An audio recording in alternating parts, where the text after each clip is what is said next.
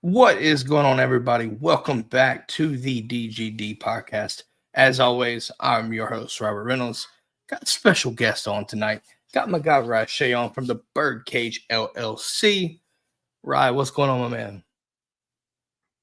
Man, what's going on, Robert? Love to be here, DGD. Always repping for the dogs. I mean, I would say that, but I wear red. I'm wearing my one of my son's old coaching shirts, but neither here nor there. Still red. We rock red and black here all the time. Guys, it feels so good to be back, man. We took a little hiatus, so we apologize in the meantime. But also keep in mind that just because we took a hiatus didn't mean that everything stopped. So we have a lot to talk about. We're gonna get started on it just in a minute. First things first, the show is brought to you by our friends over at Alumni Hall. Guys, dgdpod.com/alumni hall. Use that link to get yourself geared up for G-Day. Get it for the season. Everything's licensed. Nike, Cutter and Buck, you name it, they've got it. All licensed. And 8% of the proceeds using our link goes to the Classic City Collective. So make sure to use our website, dgdpod.com/alumni hall. Get yourself geared up and get yourself geared up and help the dogs too. Right. Let's start off with some recruiting. Let's do it. Jared Curtis, number one quarterback. Oregon, Georgia. He announced a commitment date, May 5th. How are you feeling? Where do you think things stand with Jared Curtis? At this point, I believe the young man has a great idea of where he wants to go, but he wants to make sure that he covers all of his bases right now, because you never know how that is going to go. Because in his heart, he knows where he wants to go, but he wants to make sure that he makes a sound decision that's not going to affect him negatively later. So I understand why he's still taking his time and really trying to find out. But we're really not going to have a good feel of it until he puts pen to paper. No, I completely agree with you. I think this thing is not done once May 5th has come and gone. I just don't see that. You look at Oregon, we know how Oregon is when it comes to NIL and how competitive they are. They're not going to give up on that. They just won't do that. At this point, though, I do feel like Jared Curtis could very well be a Georgia Bulldog again come May 5th. But there is a good chance that he could go to Oregon. I really do think that Oregon's a true player in this. Dan Lanning has got that team cooking on all cylinders, and I think that's something that we all have to be aware of, And so I think that leads us to ponder backup options if Jared Curtis, for some reason, goes and chooses Oregon. If I had it my way, give me Bo Bentley out of Texas. Definitely a good piece. Now I'm going to ask you, who would you want? Because there's several names that are being floated around. Landon Duckworth. That is a guy. I love Bo Bentley as well. But here's my thing. If you can't get either of them, you swing on the fences for Landon Duckworth, who definitely is a guy that I think that could bring not just excitement, but also just being able to command that offense as a young player with just the way that he carries himself. And that's what you got to have coming in the University of Georgia at this point. I like Duckworth's tape. I think when we have to look at the grand scheme of things, I think you have to look at Jared Curtis being the main option, right? I think people get carried away with the competition and the lack thereof. And listen, I fell victim to this too. I like to see kids play high-level competition. I just do. But it's hard to argue if you watch Jared Curtis in person just how talented this kid is. I think people don't understand that. And I got a good example for you. Last night we had a good friend of mine that I played with in high school. He ended up playing for Ohio State, Maurice Wells. He was around with Boone Herring and Beanie Wells at that time up at Ohio State. Got lost in the sauce, but he rushed for 3,000 yards in the season his junior year in Sandalwood High School down in Jacksonville. Same school that produced Amir Speed, so that we had, my old high school. So when you look at it, Derrick Henry played in 2A at that time, coming out of Yulee High School, which is really right up the road in Yulee, Florida, and Jacksonville's right next door. And when you look at the production that Derrick Henry had, yes, it was at a lower level, but he transitioned getting into Alabama. The only thing that he had problems with was pass protection, but running the football wasn't a problem. And he's been definitely showing that on each level that he's played on. No doubt about that. Because Curtis can come in and do the same thing with, like you say, being able to pass and just coming in. And once he learns the offense, because the arm talent is there. The question is, how do you perform against 4 or 5 guys that's on that defense that's going to be playing on Sundays? Everything. I do think that that's something to me is, the arm strength, the arm talent's one thing, and that's hard that you can't teach that. Like you just, it's hard to teach that. I think my question is the transition process, right? Like how fast does it take you to learn the curve and get over the hump there? I think if he were to come to Georgia, that's something that you'd have to think about. But when it comes to 2026 with the available quarterbacks left, I mean, he is that guy. I mean, you're looking at, I would say, overall quarterbacks, you're probably looking at Curtis, Faison, Brandon, and then what I think it would be Ryder Lyons, I think, as well. Ryder Lyons would be the next guy in this class. But I have my opinions on Faison. I really enjoy watching that kid. He can sling it, man. But when it comes to what Georgia's trying to do, I think Curtis does fit the system, what Bobo wants, and I think that's something that we have to understand too, is they're looking for system fits possibly too. I think you understand it too. When it comes to recruiting, it's about system fits. You're a heavy advocate with Atlanta Falcons, so you know how this stuff translates over, especially at the quarterback position. You always want a guy that's not just going to change the game for you. You need a guy that's going to be able to play, like you say, within the system and play with the talent that's around it. And how can you elevate that talent and transition that to wins? That's critical. Without a doubt. I mean, we've got Puglisi on, we've got Puglisi, we've got Gunnar Stockton. And, you're sitting there, a lot of people kind of hesitant on how we're handling the quarterback situation. But I sit there and I look at this 26 class. You've got to hit. I mean, I know you got Hezekiah Millender, right? You brought in this past cycle too. You've got Ryan Montgomery as well. But to me, it seems like at this point in time, I'm questioning if either 2025 quarterback will see a snap on the field. I just question it. We all know what Kirby likes. Kirby likes to go with the experience. He's always done that. Even when you have younger guys that are more talented than the guys that are right there in the experience spot. But Kirby despises mistakes. That is something that he despises.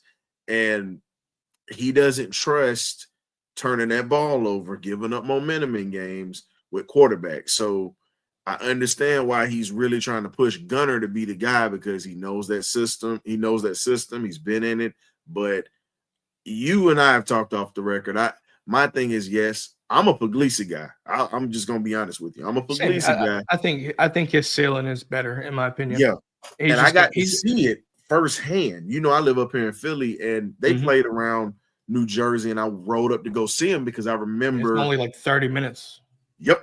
And I remember hearing about him. Yeah. And the night that I got to watch him play, it was, God, when you talk about a guy that has pocket presence, a rocket arm, and can actually move around, literally not just dance in the pocket, but actually can pick up positive yards, he's definitely a difference maker. I can't compare him to anybody just yet because I haven't seen enough. But I think Gunnar is a guy to me, I feel like Gunner, and I'm old school football as well. Gunner reminds me of Joe Cap. Go out there, get it done, win ball games. And that was before Fran Tarkenton went back to the Vikings and they went on their Super Bowl runs. Shout out to Fran, by the way. Yeah, and I'm sitting there thinking about it too, and I guess this might be a good transition as we're talking. All right, we just started. We're talking recruiting, but I want to transition over to spring practice because we are in full blown. We're halfway through spring ball right now, and we have yet to talk about it on this show. So I want to jump into that because I feel like there's a lot of meat and potatoes there. Oh yeah, and we'll start with the quarterback position. I think at this point in time, it's Gunners to lose, and I don't see it coming close. I think the one thing you've got to prepare for is an injury, and I don't want to wish anything like that. But we've seen how Gunner is, and if Gunner plays that way, it's bound to happen, or at least the chances are bound to rise to make it that way, potentially. And so we're talking about Puglisi, and me and you, like I said, me and you both, we're Puglisi guys. I love the potential there. I think this spring is huge for him understanding things because there's a chance you're going to have to play. That chance is with a running quarterback, that chance is exponentially risen to be prepared enough to come out and play. Would you agree? I agree with you. And I wanted to ask you what you thought about this because it was something that you just said. I just thought about it. I know these two are battling right now, but haven't you paid attention to Kirby's track record since he's been here at Georgia? There's only been 2 quarterbacks to generally just start and not get hurt in their first year. That was Eason, the first year he played, and Carson Beck. Every starter that we've had since then, we always go to our backup quarterbacks. Do you think, and I'm not wishing anything on the kid, Lord, please don't put that on us, but if Gunner ends up with the same fate as an Eason, or even you look at, like we said, with Beck or whatnot, how he got hurt, and then you look at how we got everything to come in. Do you believe that Puglisi will be able to rise to the occasion if he gets the opportunity? I think he can. I think the question lies is Bobo and his coordinating. I just feel like it's the same concept that when Carson got hurt and Gunner came in, right? Like there was 15 minutes to prepare for in the Texas game, and so, or in the SEC title game, and so you go win that game, right? It's just wild. Yeah. But I do think that Bobo has to prepare for this because I think these things could happen. I mean, I don't want to sound like I'm reiterating things, but again, when you have a quarterback that likes to run the way he does, you're bound to take some hits. And if he doesn't slide, but your chances of getting knocked out of the game are high. And I don't like to say that, but that's just the way of the game. And so if Puglisi comes in, I think he can succeed, but I do think that obviously it just isn't all on him, right? Nope. I think for me, if we're playing the situation of Puglisi coming in, I question his pre-snap abilities just based off of sheer lack of experience in game reps. And then also, right, like I think you look at what the coordinating situation. The one thing I will say I think that can benefit him is the offense. So far, it seems like the weapons that we have, if everybody was to remain the same, if all things remain the same, I feel like the weapons that we have this year are light years better than what we had this past season. Now, at the same time, I'm foreshadowing compared to what we've seen. But if I'm looking at it and being real, my expectations are there's hardly anywhere to go but up with the weapons around them. Agreed. If the same thing happens again, we've got some serious questions. Serious questions. I'm looking at Coley for that. Because if we keep dropping in stuff, that we can't let that happen again. That's for sure. And what we have to do in this situation, depending on how the running back room and the health is in that room, because that's going to be critical. And that put us in a position where we had to throw more than Kirby would want to throw. But when you look at it, are we going to use Dylan Bell as a running back this year? Because we still see that Branson Robinson, and then you also have my other guy, my other Robinson guy, Rod Robinson. Both of those guys are coming back off of injuries. And are they going to be able to stay healthy? Are they going to come back with the same explosiveness? Because mentally they've got to get over that hump. And if Pug comes into a situation, you got Nate Frazier. Nate, you want to limit the hits that Nate is going to take. And you still have Bowens in the back, and you still got Cash Jones, the experience. Do you see Dylan Bell going to the backfield and being a bell cow with those guys? And we're still going to have him on the field with the other playmakers at that receiver position. I think so. Now, I don't see this. So I want to preface this. I don't see this happening a lot. But give me some 20 personnel, like some in the 20s. I think you have, obviously not in the spring, right? But I think this is a good time to kind of get a feel for, get Dwight Phillips a ton of run, get Chauncey Bowens a ton of run, protect Nate Frazier, and make sure he doesn't get hurt. Right. So I think if I'm looking at it, get those guys a lot of run. You don't even need to run Cash Jones like that if you really want to be honest. But I want to get back to this. Like if you look in the 21, like the 20 numbers, right? The 20 series personnel sets, the opportunities and the options of if you put a situation like, you put Nate Frazier and you put, say Dylan Bell. Dylan Bell's shown a tendency. He can run the football too. And he can throw it. Yes. And so, to me, the pairings can be pretty interesting if you really think about it, if everybody's healthy. Because if you want to, you could sit there, put Cash Jones and say you put Cash Jones and Dylan Bell. You've got two experienced running backs right there, both with receiving capabilities, one that can throw it. I'm not saying you'll see this and how much you will if you do. But I think the personnel has the opportunity, like the personnel sets, you have the opportunity if you're Mike Bobo to get creative and really provide sparks out of that running back room. And let's be frank about it. We didn't see that hardly much at all. We struggled to run the ball, and the running back room as a whole suffered. We truly didn't have a game breaker outside of Nate at that time. I feel as if Chauncey Bowens really didn't get that much run because they were running the veterans at that point, and Chauncey wasn't going to get many touches. And it's hard to tell me you can't give it to ETN a lot though too. So I mean, no. I'm just saying I don't have a problem with that. But my thing is with Chauncey is this: Chauncey's the type of back. It was just like Nick Chubb. Chubb had to get touches to get in a rhythm. Chubb was a touch. He can hit it and go now. That's no problem. But he was a guy that got stronger as the game went on. If you ever notice those backs that are like Chubb, the Herschel Walkers, the Nick Chubbs, the Lars Tates, and those guys that have come through here, Musa Smiths, these guys get stronger as the game goes on. Chauncey is that type of runner, but he has a little bit of he has very deceptive speed where he could be a game breaker for us. And we already saw what Peanut Phillips could do. We saw what Dwight Phillips could do. I was so happy to see him score off the edge right there, man. I was so happy to see him score. Exactly. So it's who's going to be the game breaker, because we have three guys that we just named just now outside of Frazier who can be game breakers, and then you can't forget about Bo Walker. Man, that's another thing.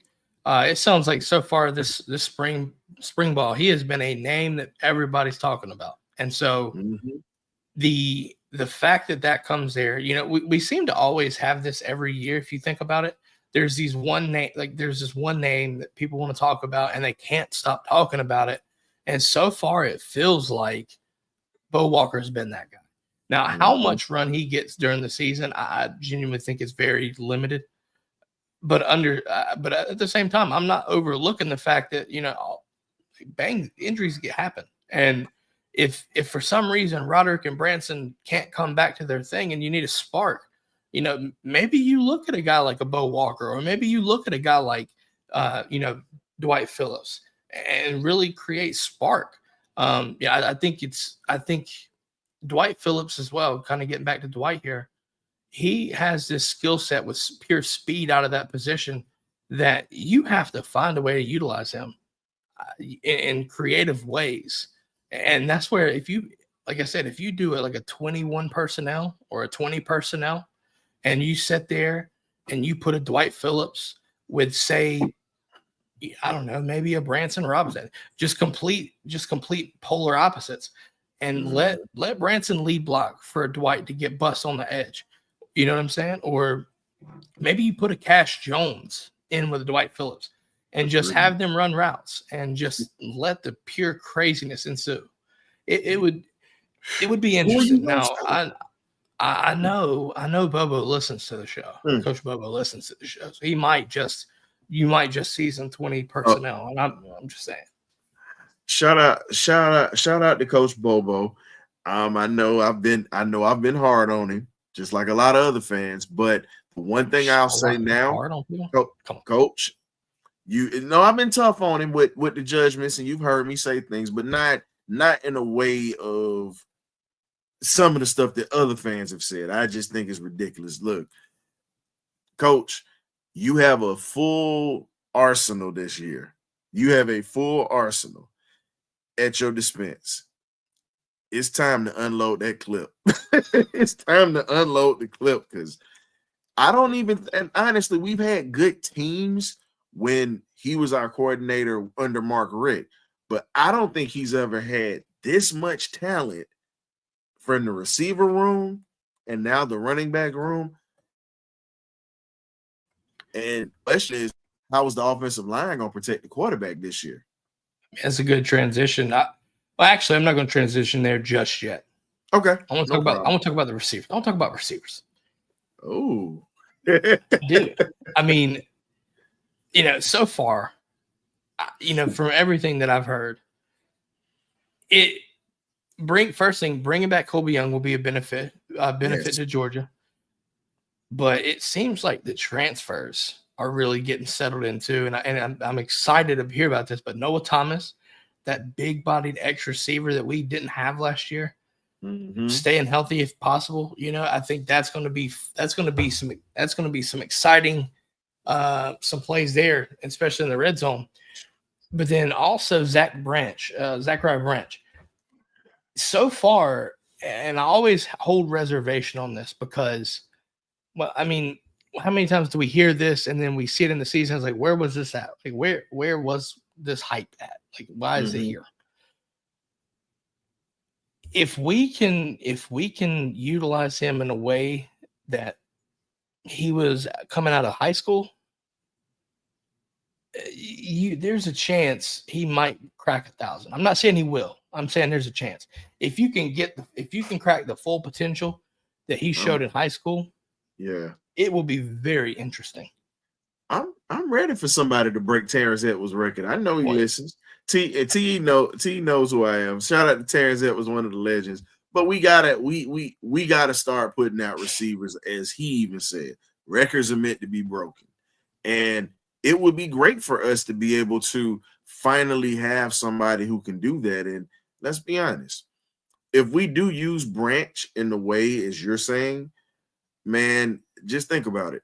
He's already got the bloodline. So most Georgia fans don't even know he's Cliff Branch's great nephew. And if you don't know who Cliff Branch is, please go Google him. He's a Hall of Fame wide receiver that played for the Oakland and LA Raiders. He's got 3 Super Bowl rings. That was one of the best receivers in the game and had track speed. So when you see Branch, you're seeing a second coming of Cliff Branch if we use him properly. My thing is, I always got this feeling when we got him. I was like, I just kind of saying this off record. I was like, I just get a feeling you're about to have a dominant screen game because that's just something that we do. But I really think how he can benefit is It doesn't even have to be screen. You can do short intermediate routes and let him create space. That's something that I need to see. Right? That's something that I need to see. Receivers creating space. We didn't see a lot of that last year.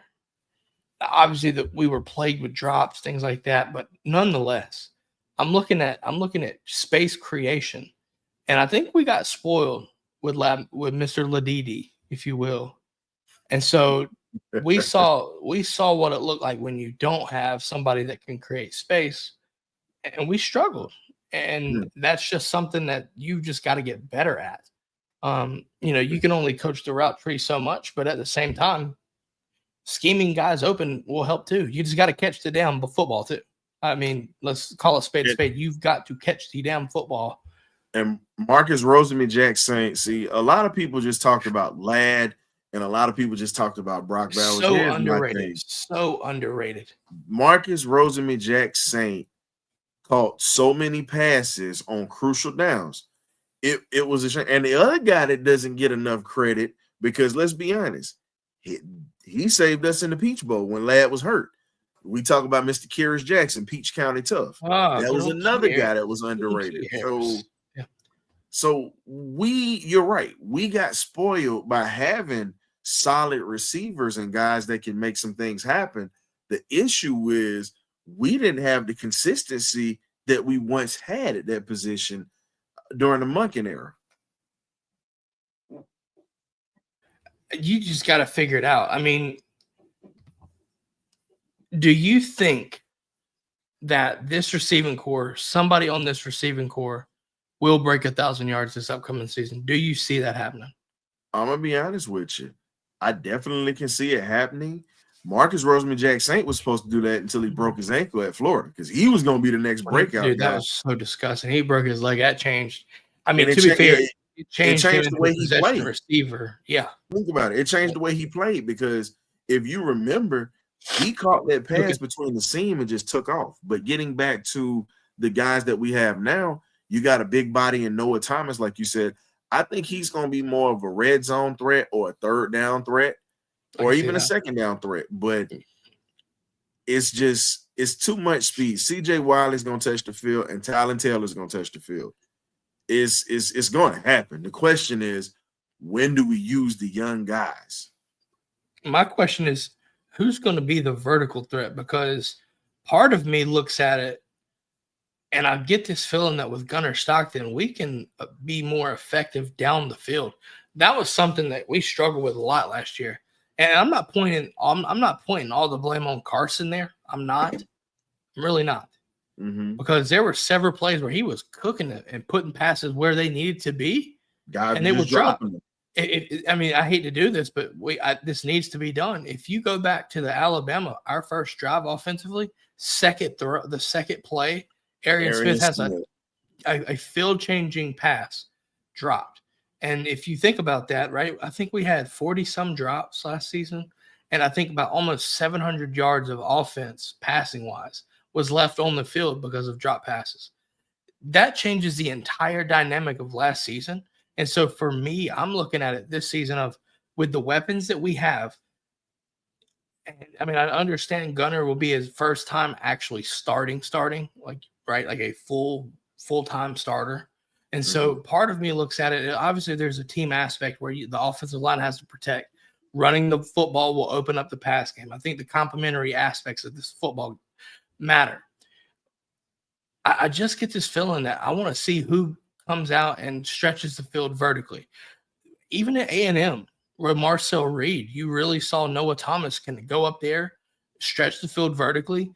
It didn't even have to be space created. He used his frame to moss people or box people out for catches. And that matters too. I don't see Gunnar Stockton doing the same things Carson Beck does with layering the football. I don't see him hitting a lot of over routes, right?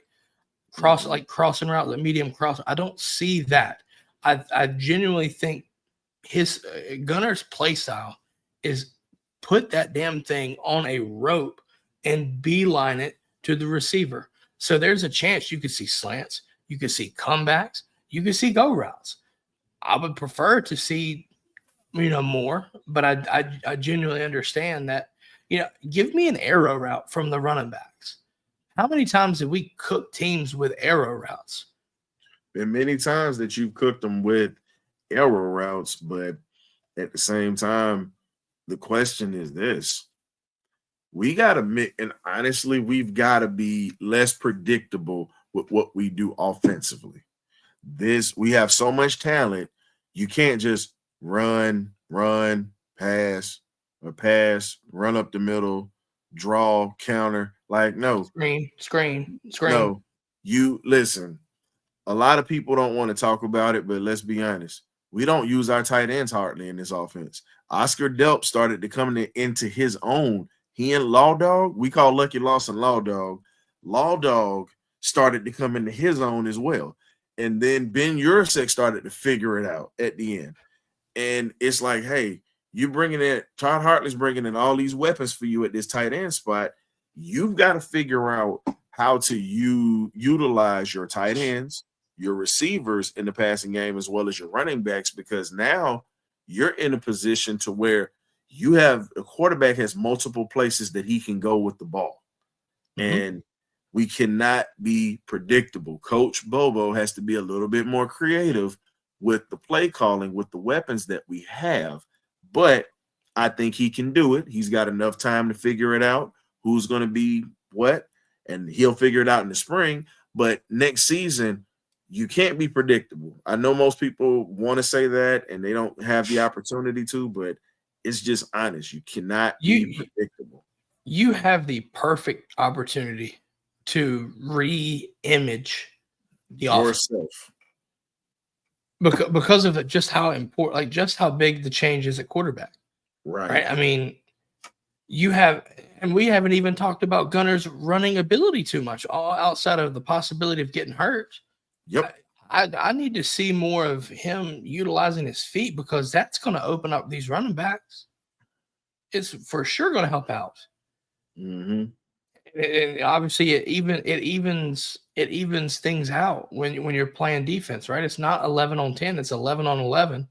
We've seen as Georgia fans how potent a running quarterback can be, because we've always seemed to we've always struggled against running quarterbacks. It goes back to Tennessee Tech, and you just look back at games last season where UMass ran all over us. Remember Mississippi? All over us. Remember when we played Mississippi State at one point the year before? It was like that because they had a quarterback that was running. And then when you go to Ole Miss this year, that kid Sims that stepped in for Simmons comes in and just walks it. I mean, literally just walks it down the field. Put a couple of passes on the rope. But before then, when you saw how he took off from the pocket, it was scary. Our defense literally was out of sync. But I also know those were young guys that had not been put in a situation like that before, and they were trying to figure it out. So, you're right. We're going to get to the defense side of ball. I do feel like we need to talk about the big nasties before we move over to defense. Yes. I'll tell you right now, this offensive line, and you can take this how you want it. This offensive line will go as far as Drew Bobo takes it. And the reason I say that is because I think Drew Bobo will be the offensive leader on that offensive line. I look at it. This is the center is the most important position, in my opinion, on the offensive line. You dictate the protections. You identify the mic IDs. That's important. Mm-hmm. And when he played for Jared Wilson last season, the effort and the talent, it lived up to what we needed, right? And when I'm sitting there watching him run down the field, 10, 15 yards down the field, moving his head as fast as he possibly can to find somebody to just smack around. Yep. That's effort. And you know, when you've got good running backs and you've got other guys like this, I'm here to tell you, effort, you can win just off of effort, playing through the whistle, because a good running back will make you right. Even if you feel like you're wrong, just put effort in, you will be right. The running back can make you right. And he make you right. And he also has a perfect completion percentage. So he gets to mess with Pops about he gets to mess with Pops about it because maybe we sit Gunner's ass out and put Drew Bobo in there.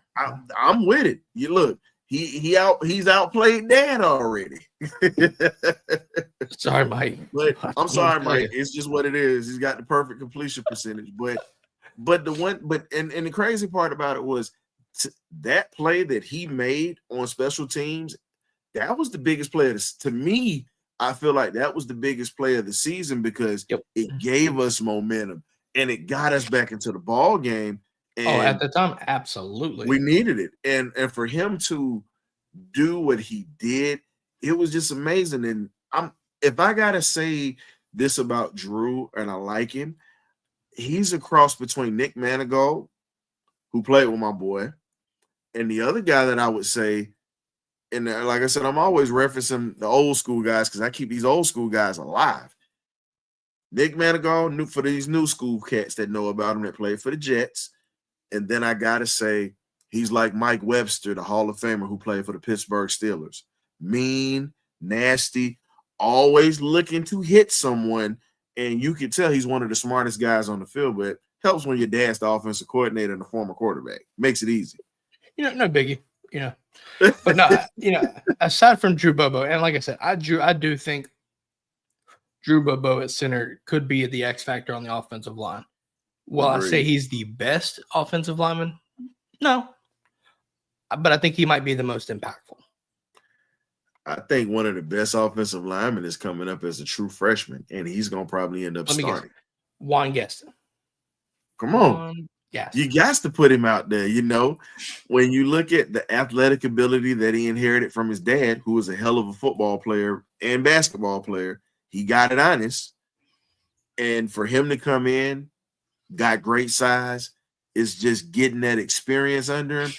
I believe once he gets his face mask slapped across his face once or twice in the actual live game, not the guys that he's practicing with every day, guys that want to take him out, I think that's going to awake a sleeping giant, and I think he's going to be one of the nastiest linemen that we have.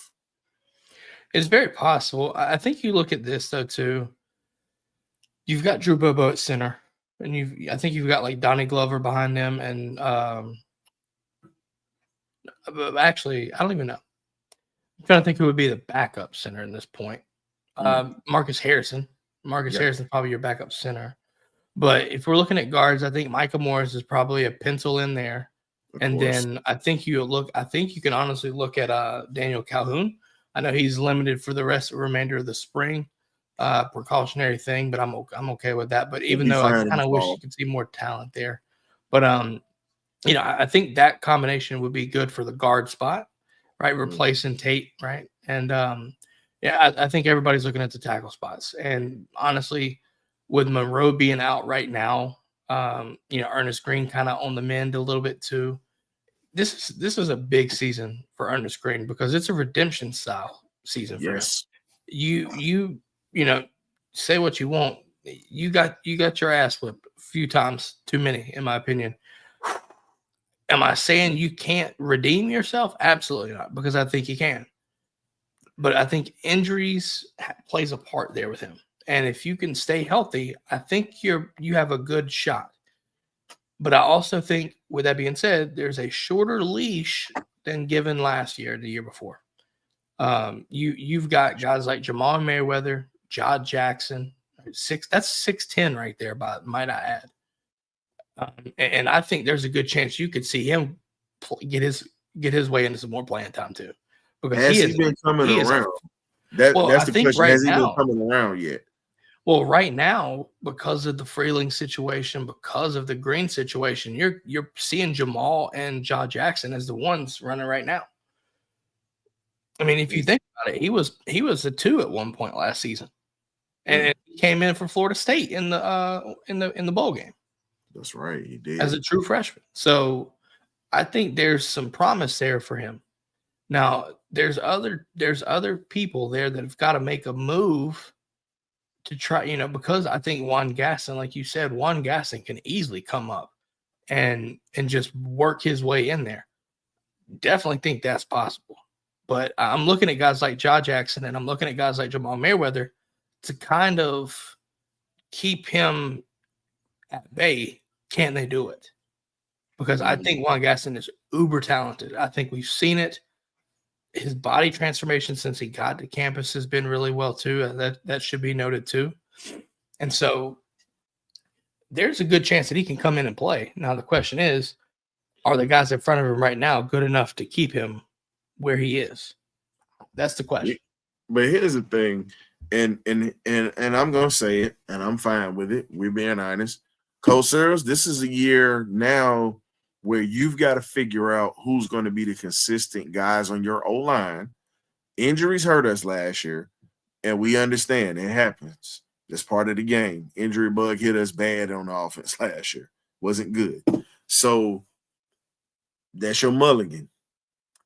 You have to get better this year because, honestly, it just does it. A lot of folks were mumbling when you came back. A lot of folks were mumbling about it because it just wasn't good the last time. And we've got to look past it because guess what? It's just like us. We were in the military at one point. You know, when you get in trouble, you screw up. I got captain's mastered when I was in the service before, and you're treated like an outcast. Everybody talks about you. When you come back, how do you respond and how do you matriculate yourself to become better? What can you do to say, oh, well, damn, he just had a stumbling block. He got this thing rolling. What can you do to put yourself into that spot to make this offensive line better? Because recruiting isn't a problem. You're bringing them in. It's can you develop these guys? That's the question. Yeah, my guy Jay Shicey in the comments is saying Georgia should never get pushed around by Georgia Tech. While that's true, I'm also going to have to give them credit. Brent Key is getting those guys. He's got them guys getting better and better prepared. They're recruiting better. Am I still saying that should be the case? I still think we should push them around. But understand one thing: he will prepare that team extremely well. Whether we like it or not, that's just the unfortunate fact that what he's doing. So I have to say that, but I kind of agree with you. But at the same time, I have to understand that he's doing a hell of a job there. And I hate to say it, but he is. And that should, and listen, that 8 overtime game should provide a spark for that team if they want to use that for motivation. Because you ain't going to Bobby Dodd, you're going to the Benz. So let's just remember what happened. Not just in the 8 overtime game. Think about it. The year before, when we played these guys in their house, that opening drive was insane. He walked it easily down the field. Just think about it. We should have beat them in their house, but we were in a 4-quarter battle with them in their house in 2023. That shouldn't have been that. Understand this, Jay, and I get it when you say that. You have to really be honest with yourself. You're talking about a guy that was an offensive lineman. Offensive linemen are the toughest guys on the field. Them and D linemen. Those are the toughest guys on the field. So the same way we take the attitude of Kirby, I'm a former safety, just like Kirby. We have a mindset of being nuts, but those guys are a different breed. So when you talk about him preparing a team to be physically dominant and they're going to hit you in the mouth and they're going to play you tough, that's what he brings to the table. Buster Faulkner brings a toughness, but he also brings a finesse to it. But as for that head coach, it's pretty much a brutal beating every time we play them. That's one of the hardest games now. Yeah, no doubt. At least it was last season. I never expected it to go 8 overtimes, but at the same time, let's just be honest. I would love to see it where we don't have to worry about an overtime game with them. Nope. Just being honest. But no, offensive line, I think it has to get better. The offensive line is so important to get right. You have to. And you talked about Coach Searles. I'm looking at it this way. Last season was a pure reflection of the last couple of years of whiffs and misses on Coach Luke's recruiting cycles for the offensive line class. And now you're at a situation where Coach Searles has gotten a couple recruiting classes under his belt. You had the 24 class with all the Great Wall of Georgia. Remember what we're talking about there. And then 2025 guys, you're looking at guys like Juan Gaston, And so you've brought in and you've reloaded with a bunch of talent. Now you've got to develop those guys and really ensure that the recruiting classes that you brought in to replace all that, you have to develop it the right way because our offense needs it. Like last season, we were getting beat on speed rushes. We were getting beat in the run game. We couldn't defend the run. We couldn't run the ball effectively, and it showed in our whole offense. And that's just my thoughts. Jay also talks about it's like they take games off. Kirby's got to figure out a way to get this team to play to a consistent level. And I think we've seen that year over year. We've seen teams that we should not be struggling with. Like, just think about UMass. We gave way too many points to my comfort level against UMass. Should not be the case. And Jay does have a point. Sometimes it does look like they're playing and they're taking games off, or they're not taking it. How about they're not taking it as serious as they could or should be? I agree with you on that. And here's the problem. And I'm just going to be honest with you. If coach has to motivate you to play this game, what the hell are you doing on the field for? I'm old. Like I said, I'm an old broken down ball player. I love, and that's just me. Like, I never needed anybody to motivate me because guess what? I love to play the game. I love the game. Kirby, and I understand his passion, and I'm with coach on this. You got to have guys that love to play the game. You got guys who like to play football. You have guys who like to be on the field and start, and they get their numbers and get their likes and stuff for their social media pages and endorsements. But guess what? At the end of the day, you still have to play football. If it's not in your heart, if it's not beating, you don't need to be on the field. I don't give a damn how good you are because you're going to half-ass and you're going to take off. You can't take off plays because you never know when it's going to be your last. Or when you're expected to make the play and you don't. Exactly. And I will say this, though. Last season, it felt like Kirby was struggling with the NIL and motivation. And it felt like he was taking a backwards, kind of like a backseat approach at times, where he, in the past, you were familiar with him kind of just being a hard ass on situations. You can't do that with these kids now. No, that's where I'm getting at. I think this offseason so far, this spring, you've heard him be a lot more strict on these guys. And I think part of it is him understanding the NIL game. These guys are getting paid a lot of money. So guess what? My expectations are going to be a lot more too. Exactly. And I want guys that want to play the football and to play hard, because he said it that the guys that play the teams that play the hardest win the games. Now, obviously, there comes the skill and talent like that, but you get what I mean. He wants to see the dogs on the field. Exactly. And honestly, we haven't really had that since our national title runs. Just haven't. And I want to see that. I do. I want to see that.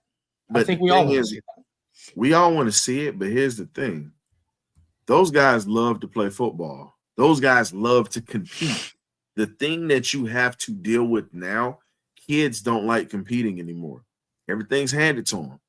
And a lot of people don't like talking about that, but it's not just at Georgia. It's in the game, period. And really it's really sports in general. The generations that's coming up now, they're being told that they're good as children at 5-6 years old. And they're holding on to that, and they have attitudes like, look, no matter what level you get to, you're going to always have to work, and you're going to always start at the bottom. You're going to always have to. And if you don't have a hunger and a drive to be the best, what the hell are you doing being on the field? Or what the hell are you doing being on the basketball court? Like, it's sad to say it. And to me, I feel like this. Kids deserve to get paid. I agree with it. I agree with kids getting paid like I said, friends of mine were getting, boosters would slide them stuff. I'm not gonna say who, but they would slide them stuff under the table to help them. But when you look at it, guys now they're just motivated by this dollar, and it's the love of the game is gone. Right. I think another thing too, though, is kids. I'm with you. I agree that kids should be paid, but if a kid's getting paid, who is telling them that they have to understand the expectations are going to change for them, or excuse me, of them? Expectations of them are going to change. If you're getting paid more, your expectations are going to rise. Scissors need to be pulled out. Cut. If you don't make this here, we're gonna take this paycheck from you, and you'll be gone. Start cutting them like the NFL. I mean, I hate to say it like just that, treat it like a business. I mean, it's a business. You have to treat it like that, and everybody involved has to understand that. It's not just about money. It's about your performance too. You're not entitled that. And I think that's where the entitlement comes to play. Kids will come in. Well, I mean, you can start a whole nother rabbit hole with kids getting false promises from schools and stuff. But at the same time, you get there, you sit there and look at how other schools do it. But you have to understand that the expectations for you getting paid that way are going to be drastic. If you're making $30,000 a month, but my expectations of you would be insane. I'm with you on that. And the thing that I always say is when you look at those expectations, if we're going to do this, let's go ahead and start having cuts. Guess what? Just like the NFL, if you don't live up to your contract, guess what? Find another school. You might as well hit the portal because we're going to cut you, take your money, and go get somebody else who still wants to play, or a player that might feel mistreated or they want to leave. Guess what? Bring them into Georgia if they fit what we do. So it's gotta it has to go to that route. I hate it, but guess what? These kids want to be paid. These kids want this money. These kids want all these incentives. There has to be a line that this team has to, a precedence that we have to set as a program, and it has to be also set by these boosters. And Kirby has to say, okay, well, we're going to do A, B, C, and D. If you don't perform this, or do this, and this, or if you get in trouble for speeding and getting locked up, you know what? You're going to lose that money. Yeah, your accountability's got to take into effect there, and I feel like it's harsh, but it's realistic. It's life. Yeah, no one said it was going to be easy. I mean, can you imagine if we went out and we were getting paid a good amount at our jobs, and you're producing at 50% of expectations, or you see what I'm saying? It'd be a bad look, a really bad look. And I'm with you on that. When you talk about having a bad look, it's just like what? Well, like, ugh. What's going on? Oh, what's up, man? Keon making a drastic entrance here. Man, my Friday night has been insane so far. Yeah, it looks like you drove to the House of Pain. You're sitting down on a Friday night. It makes sense. I'm trying to tell you. So what was the last topic? I'd like to kind of jump in where y'all left off. What's up, everybody in the chat? What's happening? Like Bohagan once said, what's happening? What's up? I'm trying to tell you. I had to stop at Sonic and give me one of them slushies. Was it half off? No, I got the one with the nerds in it. Oh yeah. He got the nerds in it, all right. He said, bitch, you ain't no nerd. Yeah, we got Georgia Tech in a cup right here. Speaking of, no, we were literally just talking about expectations. It kind of switched up. We were talking defense. We're getting ready to transition to defense, but we were just saying like some of the expectations that we expect for next year, and how Georgia needs to, at this point, set a precedence for guys with the NIL that might get in trouble or they're not performing. Guess what? You got to start treating it like the NFL. Bring them scissors out and start cutting. Yeah. I really don't like having the conversation about like the decisions that people make away from football. Mm-hmm. But this is just one of them. You can't be fucking stupid. And what we've been witnessing is fucking stupid. Mm. You hit a house, bro? Are you fucking kidding me? Like a fucking house where people sleep. How? Bro, he's lucky he's not in fucking prison.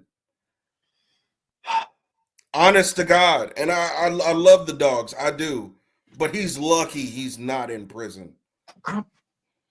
I just saw the picture and we saw the picture online. We were just like, how?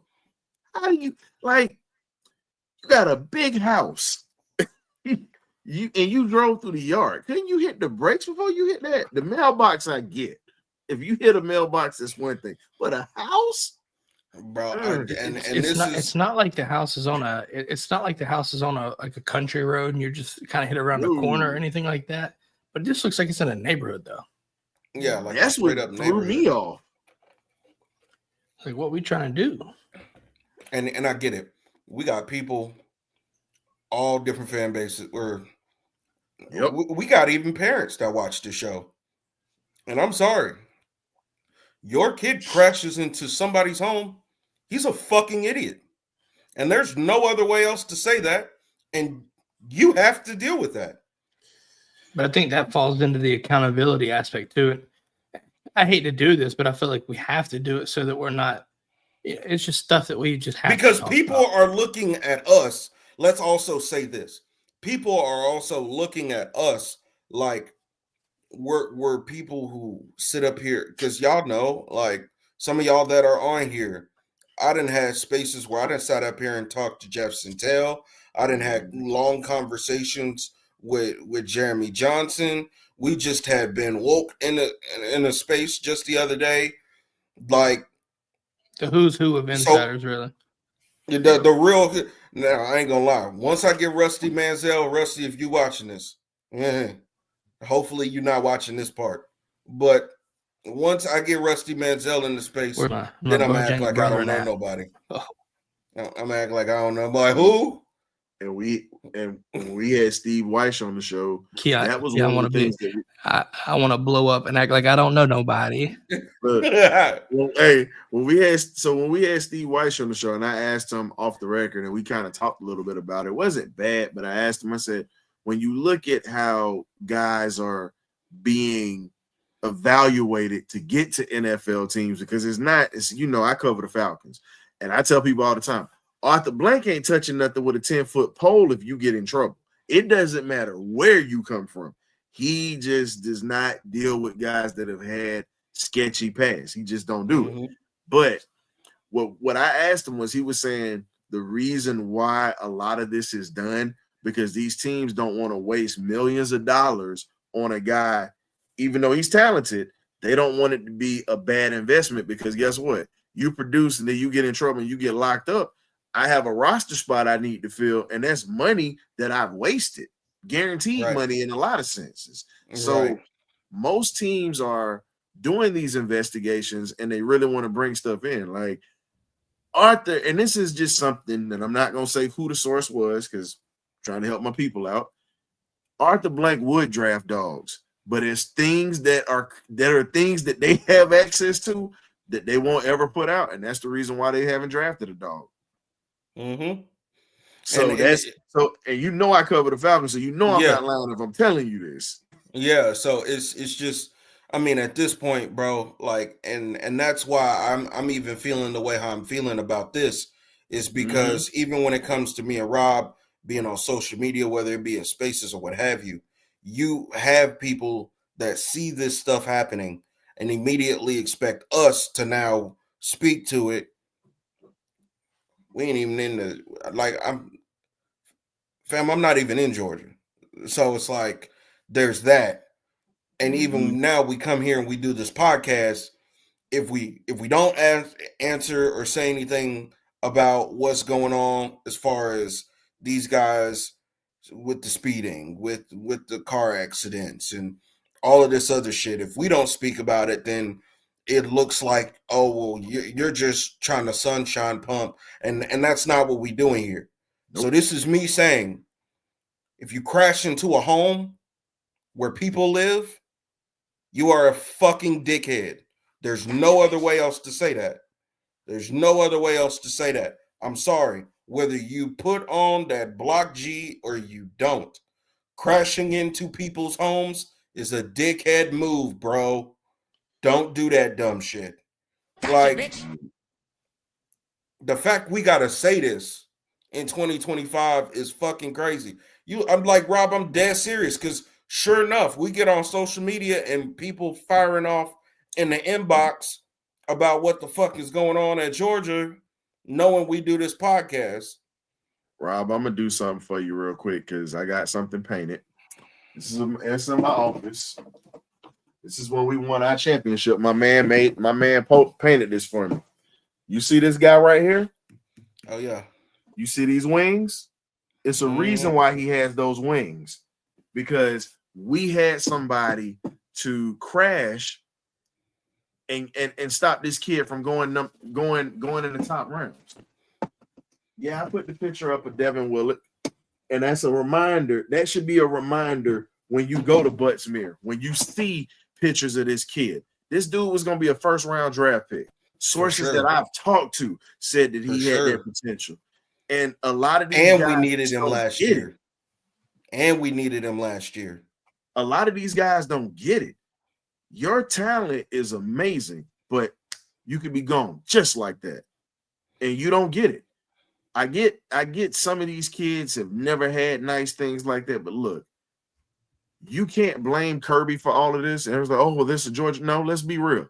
It's not a Kirby problem. Let me stand up for Kirby on this one. And I got to say it.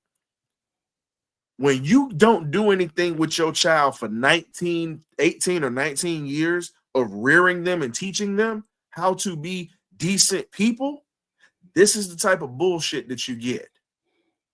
Period. It's not up. Kirby is supposed to mold these young men, yes. But guess what? It's your job as parents to teach these kids right from wrong and teach them to be responsible. It's not Kirby's job to be their daddy. And it's not like he hasn't done anything and everything to get it to stop. Like, the people that still blame Kirby for this are this. I don't understand how you can, when you've heard how many times he's had Athens, Clark County police officers to talk to them. They've done anything and everything. The only thing that he probably would need to do now is literally just kick everybody off with zero tolerance. But at the same time, he understands, and this is where it's a really an issue. You do that and you kick somebody off, it sets the precedent. But the problem is, there's a team out there that don't give a fuck. And they're going to take the talent, not the problem, and they're going to put them on a roster and play against you. And Kirby knows that. And so while that could be the thing that he needs to do, it's on these kids at some point too. You're getting paid money to keep them. It's not like you're innocent kids just playing the game of football. Buddy, you're getting paid. Kids driving around in fucking track hawks or like all the scat packs and all this shit. Man, them kids better than me. See, we grew up during the era. See, I'm still the same way. Give me an old school luxury car over a muscle car any day. Everybody might laugh at that. Look, I don't mind sitting in a nice Cadillac or a nice Buick Regal or whatnot with the fishtail. Look, I don't mind, because guess what? At the end of the day, it's like, okay, y'all have a need for speed. Me, I'm gonna still be riding nice, and I'm gonna steal your girl too. That's how that's gonna happen. That's pretty much you look, while you in jail. Okay, come on over. And this is me if I was a young guy in college still. If I was like that, I'm taking now, got a lady, family. But in my younger days, man, give me that old school whip. Let's roll. Nah, here you go. Hey, here's right now. A 300 look like a Phantom I'm until a telling Phantom you. pull up. These boys getting these scat packs. I'm like, y'all getting these crazy souped up cars. Half of y'all don't know how to drive anyway, and y'all getting these cars. See, Georgia Bro, drivers, man, gotta be. bro. It's just, and I'm to the point with it where it's just like there's got to be some personal accountability, bro. Agreed. There has to be. There has to be. We can't keep blaming the coach. We can't keep. I mean, he's pulling the money. He's pulling the NIL from these guys. He's letting them feel it, fam. And here's the thing people don't understand, which I will shoot them bail on this. If you've been to Athens in we'll just call it the last 3 years. Excuse me. Thing that really messes you up.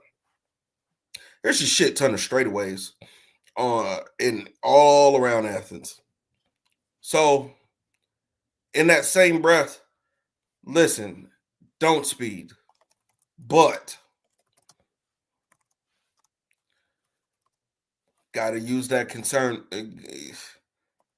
Gotta be concerned. Got to be concerned. It's just one of those things I look at and I'm like, I don't agree with it, but I understand how it happens. You got young kids out here driving all of these different cars, and it's just issues getting created. But yet again, personal accountability, that has to happen. Now, moving on to the football talk of this. Are we on the defense now? We're Real on the quick, defense because we were supposed to talk about D-line was going to be the next thing we were going to talk about. But real quick, just want to give my quick anecdotes. The offense is finna be insane. It's about to be insane. I'm looking forward to Kobe Young and Noah Thomas. I think those guys are going to be really great for us. I think as well, year 2 of Nate Frazier, getting him a full year into the system. I think it's going to be very interesting. One guess. He wasn't even in here. He wasn't even in here. And that was my guy I put out there. No, hold on. I gotta ask this. Hold on. Keon, who's my guy on offensive line? Who is it?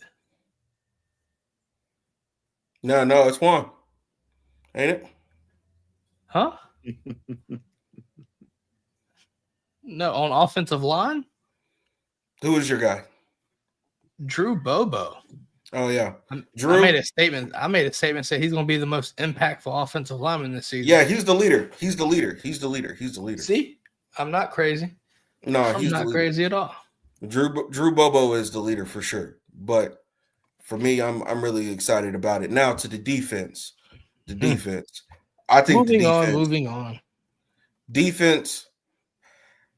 I think our defense is going to be faster this year, all around.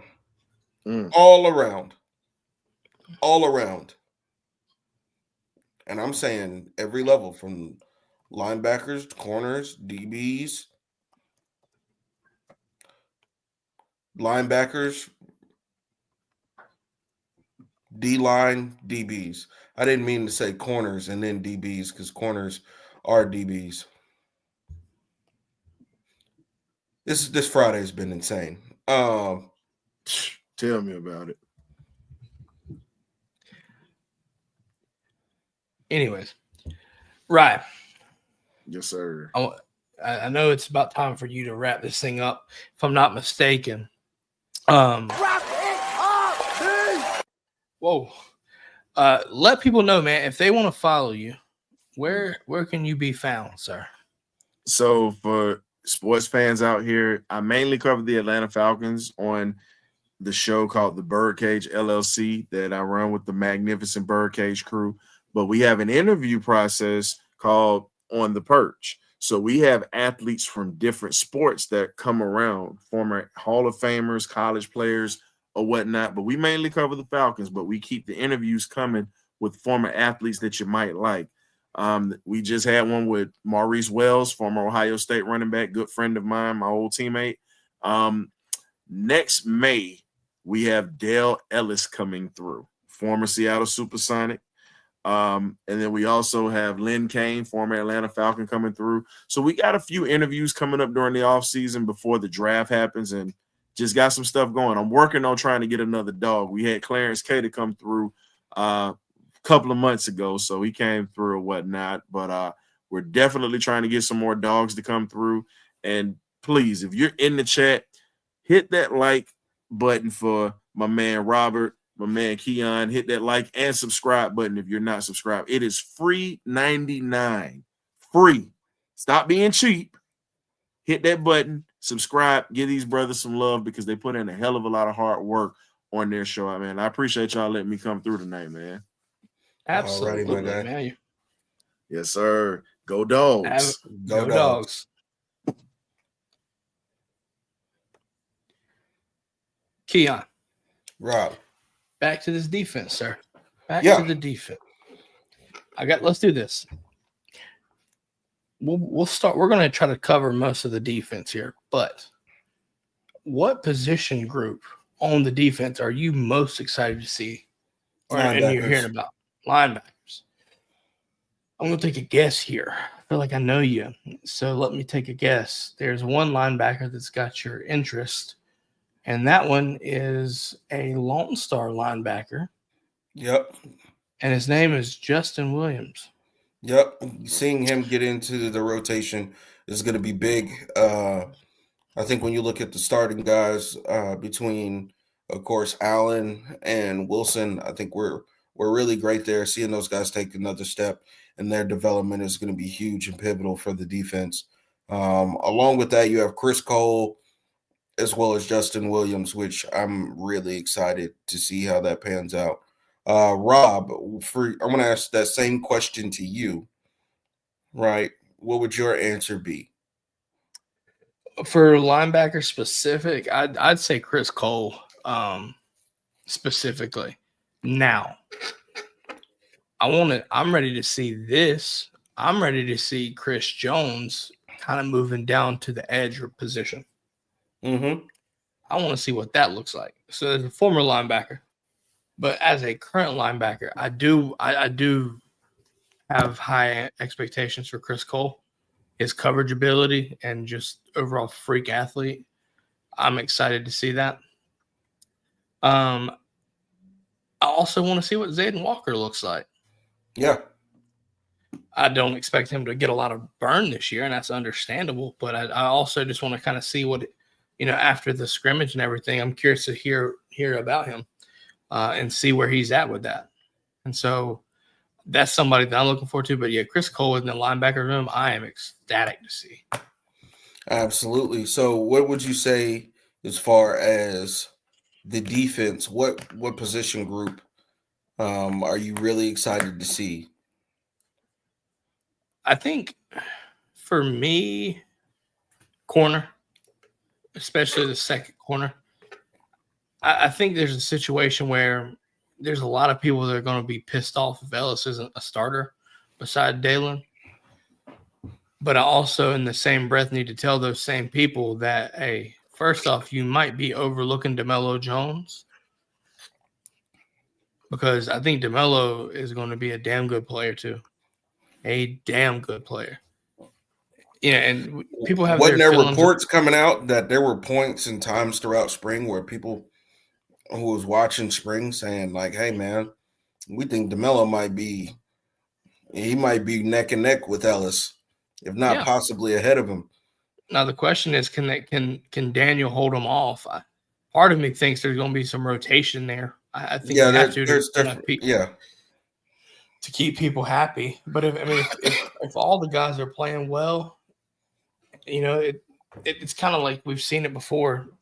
If you're not technically classified a starter, it's not an issue because you're going to rotate in so much that you're going to be playing like a starter. You know what I mean? Well, yeah. So here's the real question: Daniel Harris, are you okay with rotating, or are you really trying to be the sole starter? But didn't he? If you're trying to be, didn't he try to hit the portal? Yes, he did. And then Julio left. So here's the real thing: if you're if you're not willing to be on some rotational type shit, you might as well go ahead and hop in that portal, G, because Ellis Robinson is gonna get snaps, and Daniel Everett is not coming off the field. Yeah, if Dalen does, I mean, I do think you need to. So you're going to get run anyway. It's I don't know if it's going to be like a Kamara situation where Kamara literally, I don't think he ever really left the field. Yeah. But no, I mean, to be fair, like you need to keep you need to keep guys fresh. So of course, there's going to be times where he takes a playoff or two. I just don't want to see a lot of drop off, honestly. Yeah, I don't think we will. I don't want to. Bro, I think overall, and this was even some of my thought process of even what last year was. We trimmed a lot of fat.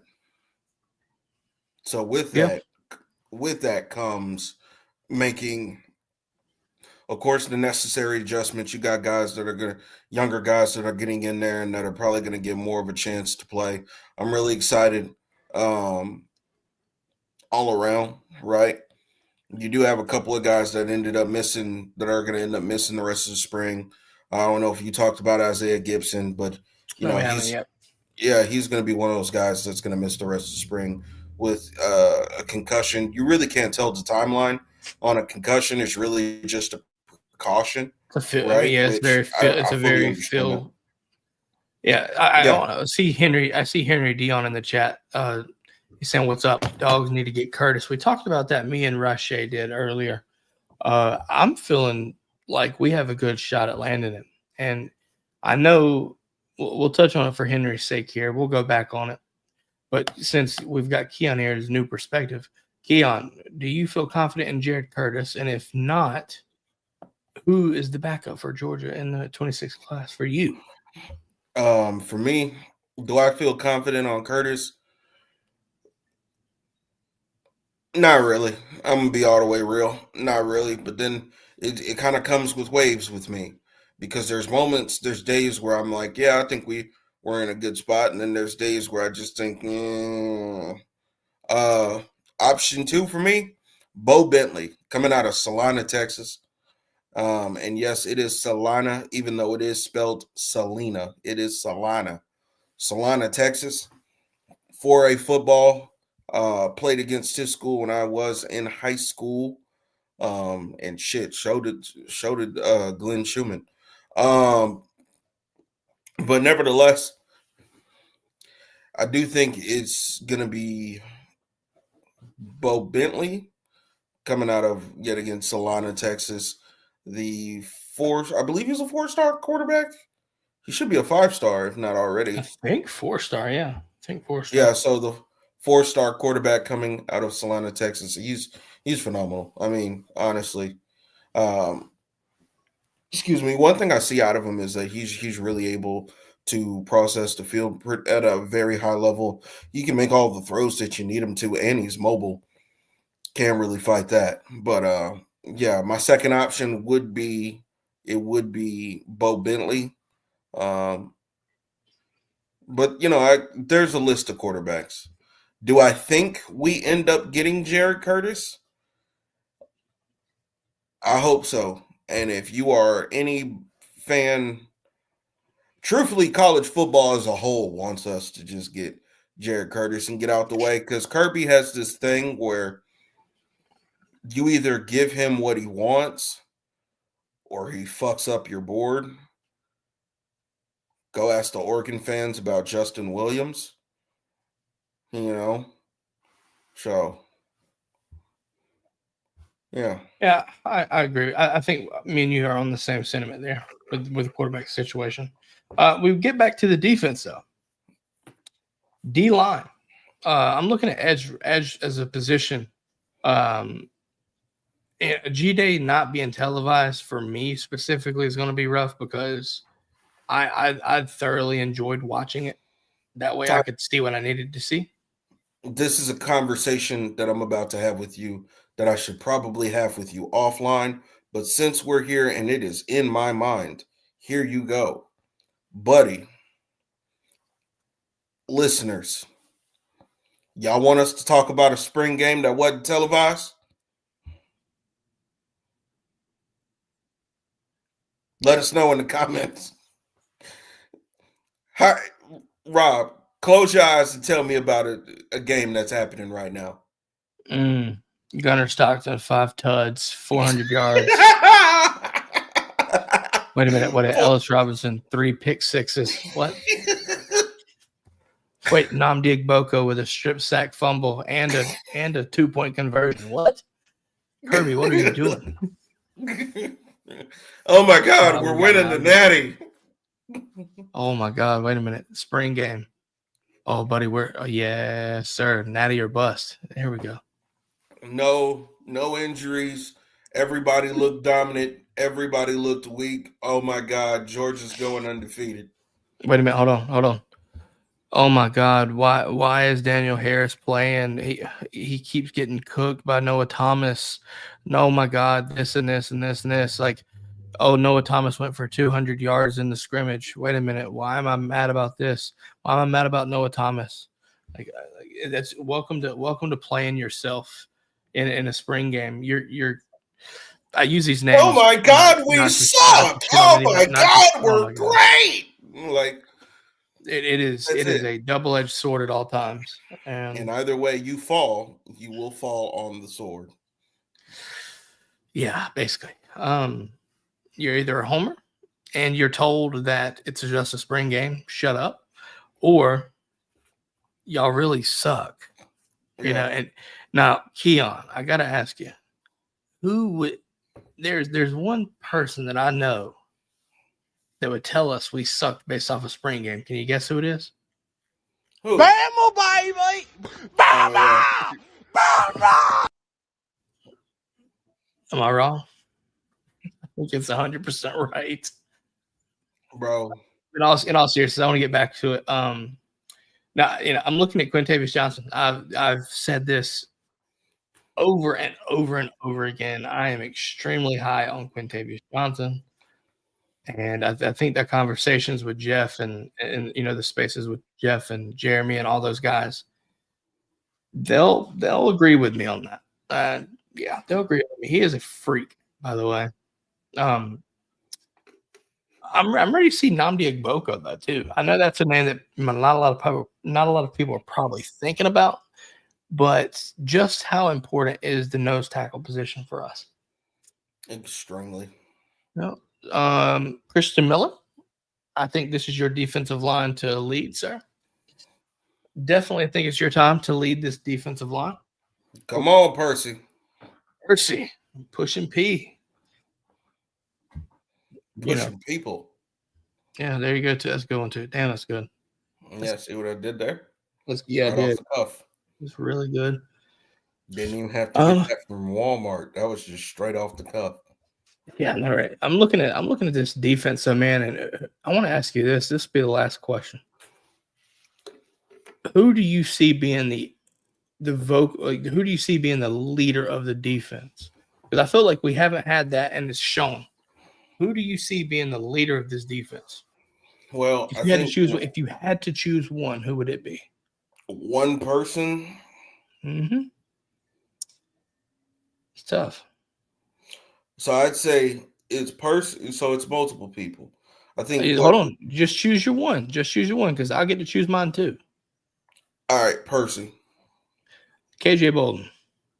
See, that was going to be my second one. Because KJ, he just seems like an outspoken kid, and that's the thing, right?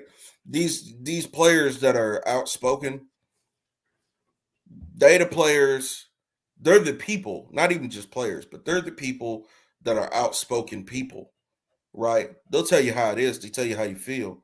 That too. They will probably tell you how you feel. But that's just what it is, man. Like they're very outspoken people. Let's see if we're on the same wavelength. All right, on the count of 3, give me your third name for the captain of the defense. 1, 2, 3. Dalen Everett. I wasn't even going to say Dalen Everett. Who were you going to say? I was going to say Allen. I can see that too. I just need him to. Close. I just need him to. Dalen Everett was going to be my fourth one. We were on the same page because I was going to say CJ 4. Yeah, so here's my thing with Dalen Everett, and it's not a bad thing. It's just it's a personality trait that I know he has. He's a quiet guy. What makes me believe he's a quiet guy is in an awkward situation, he just smiles. Anybody that's naturally quiet just smiles when shit get awkward. I know what you mean. You know what I'm saying? He's like, I don't know, man. I don't know. But hey, we're here. Yeah, so that's him. Yeah, I definitely need to see one of those guys step up and be the definite leader. And I think with how spring has been through the first half of the spring practices and stuff, and from what we've heard and things like that, I feel like there's belief that you will have a vocal leader that I feel like just was missing last season, and I think it showed. I really think that the lack of leadership showed. Vocal leadership really showed. Because we didn't have many outspoken, like those guys that are going into the draft. A lot of those guys are quiet people. They're not outspoken people. Mikael Williams is not an outspoken guy. No. Malachi was probably the one, but he didn't even do it as much as you would expect, I guess. But yeah, Jalen Walker is like a quiet guy. Jalen Walker, once he got comfortable, I felt like he got better. Yeah, but Small Munden, quiet guy. Mm-hmm. I think out of all of it's not like Tate Ratledge. Like Tate Ratledge is an outspoken guy. Like he just has shit on his mind, right? That's cool. Fairchild, quiet guy. Truss, quiet guy. Like you being an outspoken leader is a personality trait that you have to have. You got to be willing to tell people what it is, and that just be that. Like it's bigger than just, oh, I'm gonna just lead a team. You got to be an outspoken person from the get-go. Like we love Brock Bowers. Brock Bowers wasn't no fucking outspoken guy at all. At all. Hey, look, man, I'm gonna show up, do my job, and that's it. I just want to play football. Like, come on, guys, let's go play football. Yeah, that's what it is. Keon, that's a perfect time to say it's time to for the episode tonight. With that being said, again, make sure dgdpod.com/alumni hall. Get all your licensed Georgia gear and use that link for 8% going to the Classic City Collective, right? Also, the show is part of the Fans First Sports Network. Guys, the season is underway, and you might not even realize it. But spring ball, in my opinion, counts, okay? Just going to let that be known. Wait a second. Do want to give a major shout-outs to the Diamond Dogs. Want to also give a major shout-out to Wes Johnson. Also want to give another major shout-out to Zabo. Trey Phelps, who is coming back from injury. Diamond Dogs are playing beautiful baseball right now. We just really beat Auburn. Third in the nation. Starting the series off, right? Starting the series off with a 4-1 victory tonight. Yeah, with a great dub. Swept Florida. By the way, beat the shit out of Florida. Dude, more home runs than they had total runs. In the swamp in Florida.